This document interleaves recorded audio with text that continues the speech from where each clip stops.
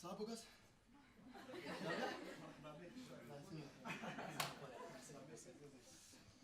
Allez. Peux-tu me raconter ton parcours en une minute chrono? Waouh. Alors, mon parcours en une minute chrono, j'ai commencé en tant que danseur. Après, j'ai commencé à faire de la musique un peu avec mon groupe, mais c'était pas vraiment professionnel, c'était plus un hobby. Juste après, en 2009, j'ai formé mon groupe vraiment avec Jamsho Nasdo Slame qui a fait Africa Jungle, qui formait Africa Jungle. On a sorti un premier album en 2011, je crois, voilà, qui avait bien marché en Algérie et tout au niveau local. Après 2013, j'arrive en France avec mon groupe. On sort quelques trois petits sons qui marchent bien aussi, cool. Et début 2016, je commence à me lancer en solo. J'envoie 2-3 singles, Vida Loca, Dounia, Barbe Noire, etc., etc. Et après, en 2016, non, 2017, voilà, ça commence à prendre avec les Miami Go, TRW en featuring avec mon gars Alonso. Après, il y a Milano qui commence à me faire découvrir auprès du grand public. Juste après Milano, bah, il y a le fameux Guérilla, qui est au jour d'aujourd'hui, grâce à Dieu, un classique. Voilà, et à partir de là, la carrière, elle se lance. Tout est beau, tout nous sourit, alhamdoulilah, voilà, donc on envoie après Dalida.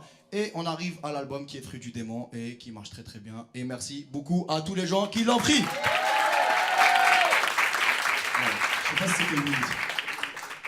C'est avec celui-là? C'est avec celui-là? Ok, ouais, c'est parfait. Allez. Deuxième question. Ici la voix.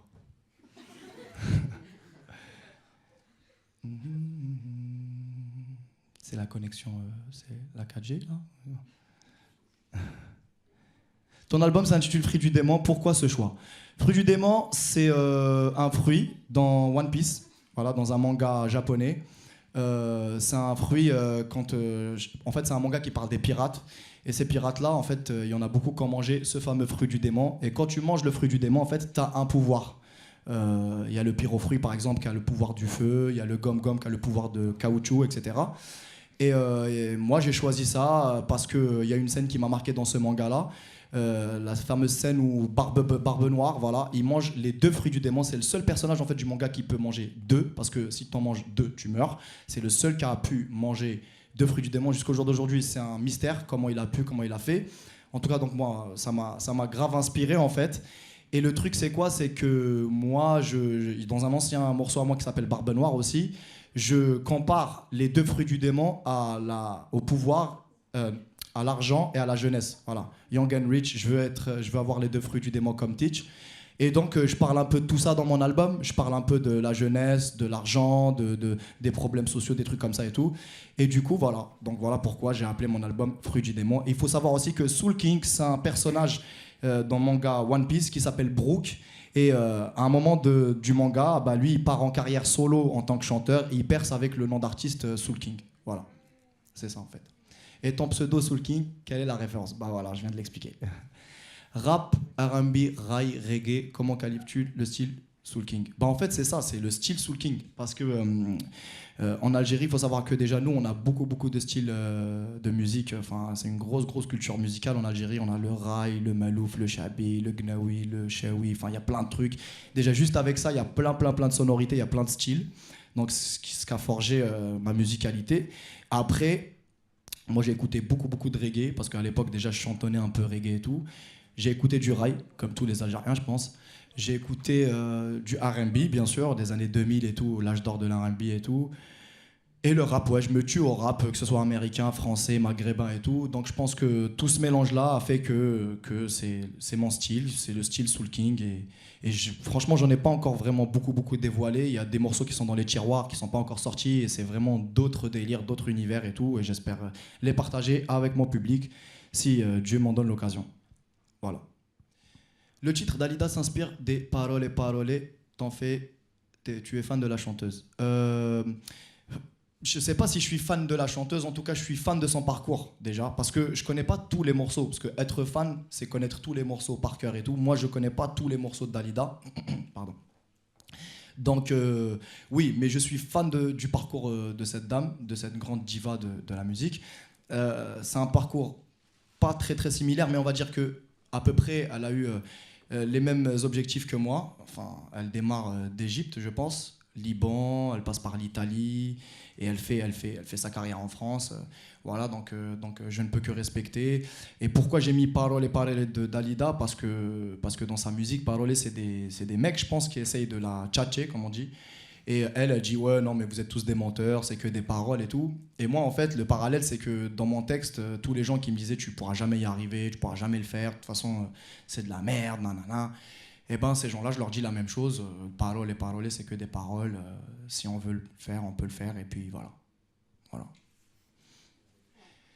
Guérilla sonne comme une hymne, comment t'es venue l'idée? Waouh, l'idée franchement elle est méga drôle en fait, parce que je vous jure c'est un truc de ouf. En fait je suis dans la voiture avec deux potes à moi et une amie à moi qui s'appelle Marine.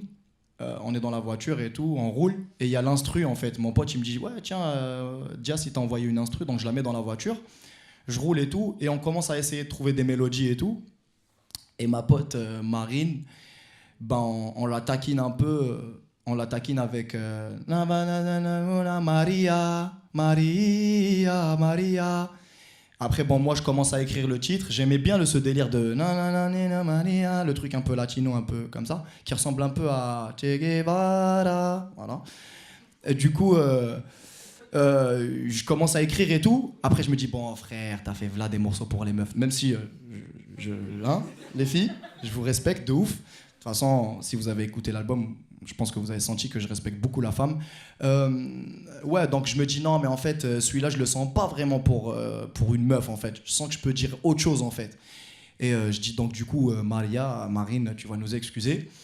Donc ça finit avec Guérilla, Guérilla. Et du coup, je me dis, ouais, ça sonne bien et tout. Et ce qui fait que Guérilla, donc ça fait des couplets très engagés, politiques ou social, qui parlent d'un côté un peu de ma vie ou de la vie des gens avec qui j'ai grandi, on va dire de la basse classe ou de la classe moyenne algérienne ou maghrébine ou africaine issue de l'immigration en France ou même française qui est en France, qui est la basse classe ou la classe moyenne, voilà. Donc j'essaie de représenter tous ces gens-là à travers mes textes, à travers ce morceau, et je pense que ça a bien marché parce que j'ai vu tout type, toute race, toute nationalité chanter ce morceau-là et même dire je t'aimerai pour toujours mon Algérie. Et dans leur fond, dans leur cœur et tout, je pense qu'ils sont tous identifiés dans ce morceau par rapport à leur vécu, par rapport à leur pays, etc. Voilà. Donc clip Dalida se passe dans un cirque et raconte l'histoire d'un mime. Pourquoi ce choix? En fait, je sais pas, parce que moi, déjà j'étais danseur. J'étais acrobate aussi avant, donc où j'aime bien tout ce qui est danse, tout ce qui est cirque et tout, j'aime bien. Et aussi que je trouvais que en fait, les mimes, ils étaient un peu délaissés. En fait, ils sont trop axés sur les clowns, notamment le Joker, le clown ça, et j'en passe. Donc je me disais, en fait, si je fais un truc avec les mimes, ça va vraiment donner un coup de fraîcheur au visuel parce que ça faisait longtemps qu'on n'avait pas vu. Et aussi que je suis méga fan de Charlie Chaplin, même si c'est pas vraiment un mime, mais c'est tout comme parce que il arrive à véhiculer plein d'expressions, de feeling à travers ses gestes, à travers ses trucs sans dire un mot. Et du coup, moi, j'étais méga fan et je me suis dit pourquoi pas faire un truc et raconter un petit bout de mon histoire à travers un mime. C'est super expressif et c'est méga original. Et je pense que ça a bien marché. Donc voilà. Commente ces photos. Ouais. Ah. Lui, c'est Superman et Batman et toute la Ligue des Justiciers en un seul homme. Lui, c'est mon papa. Lui, c'est mon papa quand il était petit, c'est mon inspiration, c'est ma force. Il est encore là, il est impliqué de ouf dans ce que je fais. Il me conseille, il regarde tout ce qui se passe. Et ça fait peut-être... En fait, pourquoi je le trouve incroyable? Parce que tout ce qu'il fait, il arrive vraiment à le faire très très bien. Ça fait 6 mois avant, mon père, il connaissait rien du tout au rap. Franchement, c'était un truc ils s'en foutaient. Et comme maintenant, moi, ça marche bien dans le rap et tout, il s'est intéressé pour pouvoir me défendre, en fait. Je pense qu'il s'est intéressé. Et maintenant, je peux vous dire qu'il peut même faire un débat avec Fred Musa par rapport au rap. Il peut même... voilà, donc il connaît très très bien, il s'implique et c'est une source d'inspiration pour moi et longue vie à mon papa.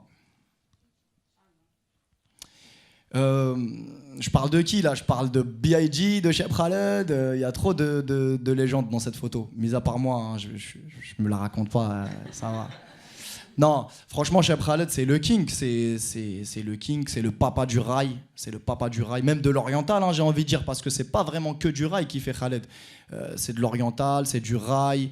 C'est un king, c'est une légende. Et moi, c'est un grand, grand, grand honneur d'avoir pu être sur deux morceaux avec lui dans mon album Mirage. C'est plus un accompagnement, Mirage, c'est plus un accompagnement qu'un featuring.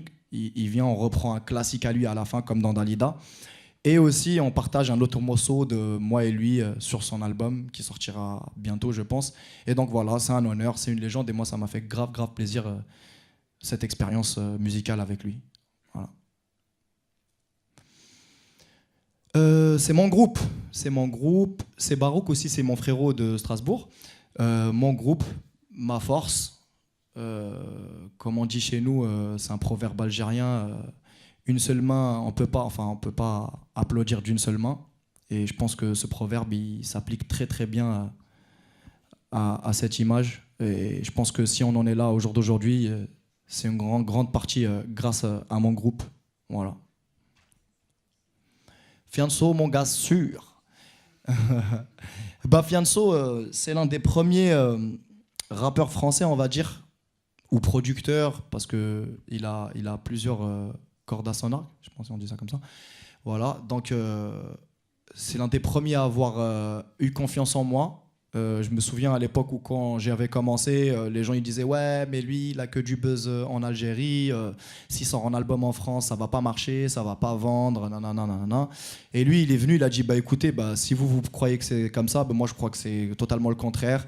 Il a dit que j'avais un gros potentiel international, pas que français ou européen. Donc il s'est engagé avec moi dans cette aventure et voilà, hein, ça marche très très bien et je pense que lui il a prouvé à ces gens-là qu'il fallait faire confiance à des jeunes comme moi ou autres et grand respect à Fianso. Voilà. Waouh, ça c'était à Rabat, c'était un festival, c'était l'une de mes premières dates au Maroc et franchement c'était incroyable parce que moi je pensais pas que j'avais un public comme ça au Maroc. Enfin, j'étais jamais allé me produire au Maroc. C'était la première fois. On m'a dit ouais viens, t'as un concert au Maroc. Je dis les gars, qui me connaît moi au Maroc? J'arrive à l'aéroport déjà, juste à l'aéroport. Je vois les gens, ils viennent prendre des photos. Il y a des gens, ils viennent, ils me disent franchement c'est lourd ce que tu fais, tout ça là. Et quand j'arrive devant ce public-là, j'étais comme un ouf. Je me disais putain c'est un truc de ouf. En fait la musique comment ça va vite. Et je suis heureux de mon public, que ce soit mon public marocain, algérien, tunisien, français, tout mon public à travers le monde. C'est une grande fierté.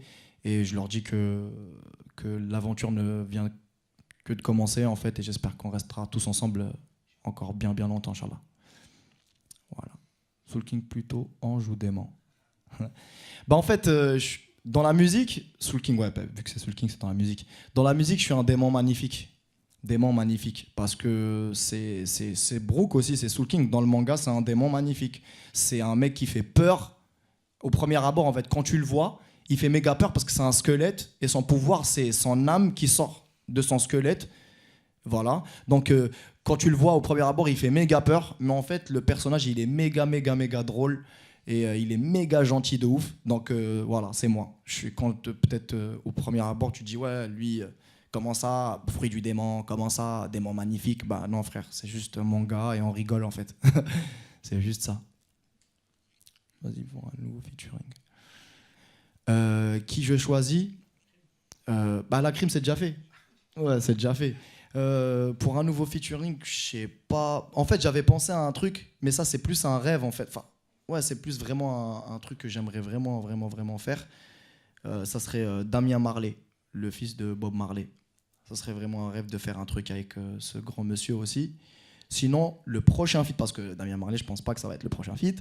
On va se calmer. Le prochain feat, avec qui j'ai déjà posé? En fait, j'ai une séance dimanche pour un gros feat, mais je le dirai pas. Voilà.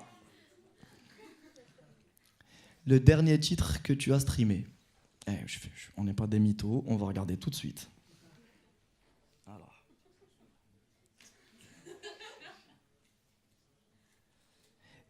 J'ai streamé, voilà, on est dessus, bénéfice de SCH. Voilà, j'ai écouté Bénéfice de SCH. Grand artiste que je kiffe de ouf. Gros big up au frérot.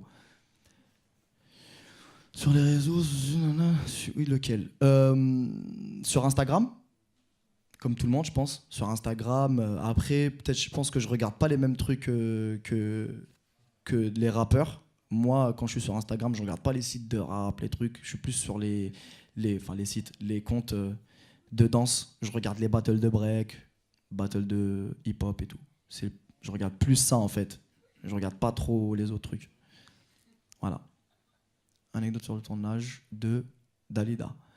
Ah ouais, merde. Parce qu'en fait, sur le tournage de Dalida, ce qui s'est passé, c'est que je voulais faire l'acrobatie que j'ai fait sur Vroom Vroom, je voulais la faire sur Dalida. Et quand je suis parti m'échauffer, j'ai glissé et j'ai eu une déchirure à la cuisse. Voilà. Donc je me suis dit, on va faire ça dans un autre clip, Inch'Allah, parce que là, ça va pas être trop possible. De ouf. De ouf. De ouf. Milano. Ouais, Milano, c'est l'un des morceaux que je kiffe le plus de moi-même. Y avait Fianso dans le clip, il y avait Naps aussi que je dédicace. Ils sont venus me donner de la force. Il y avait Nicole. Il y a une grosse surprise aussi avec Nicole. Elle va revenir dans cet album. Ouais, elle va revenir dans cet album. Vous allez la revoir. Il y aura une suite en fait de Milano sur un morceau de l'album. Si vous avez bien écouté de l'album, il y a un morceau. Je pense que vous allez capter c'est lequel et il y aura une suite en fait. Oh, t'es fort toi. Toi t'es fort. Voilà. Donc voilà. Exclu. Vroom Vroom. Vroom Vroom, c'est plus un kiff en fait ce morceau dans l'album. C'est plus un kiff. Je l'ai fait comme ça parce que j'aime bien les voitures. C'est un délire que je kiffe. Donc je l'ai fait. Je me suis dit vas-y c'est un délire et tout. Et le clip, peut-être ça va éclairer beaucoup plus les gens sur l'orientation du clip parce que je pense qu'il y en a, ils n'ont pas compris ou peut-être ça les a choqués. Ils ont dit ouais c'est trop genre hardcore, les maquillages et tout.